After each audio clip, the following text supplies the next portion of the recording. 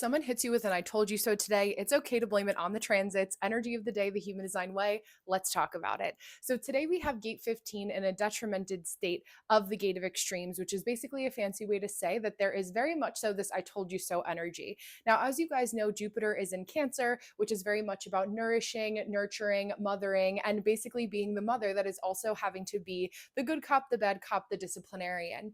What this is allowing us to do is really get a sense of what we value, what our values are as we lead into this full moon in Sagittarius tomorrow, which I'll talk more about and give you a little bit of an extra taste of what was to come through the lens of human design for that tomorrow morning. But we're really looking at what is our connection to our mother? What is our connection to the values that were imparted to us? How are we learning from the ways that we have to mother ourselves?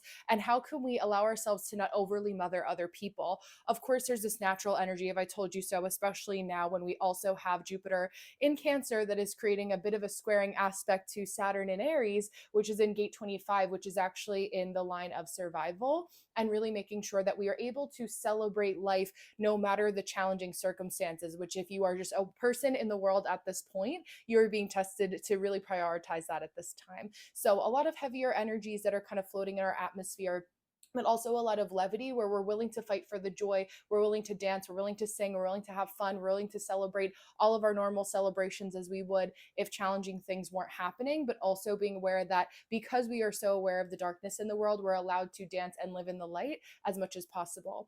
I'll also say this about timelines and multiple timelines existing at the same time, and this is a thought that I had yesterday.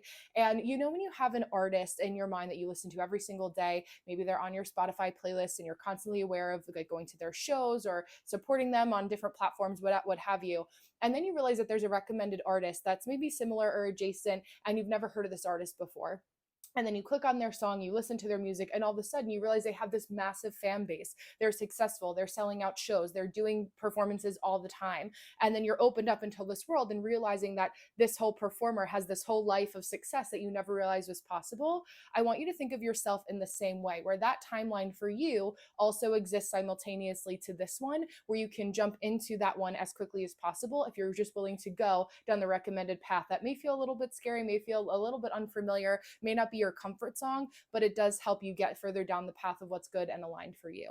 So I will leave you with that today. I will see you tomorrow for the update with the full moon in Sagittarius as we go into understanding how the full moon affects us using human design. If you guys are members of my Patreon already, you guys know that at 4 p.m. Eastern Standard Time, we are going to be coming together for a full moon circle. If you have not heard of my Patreon yet, you know where to find it at the link in the you know where. I'll see you guys tomorrow. Have a great day.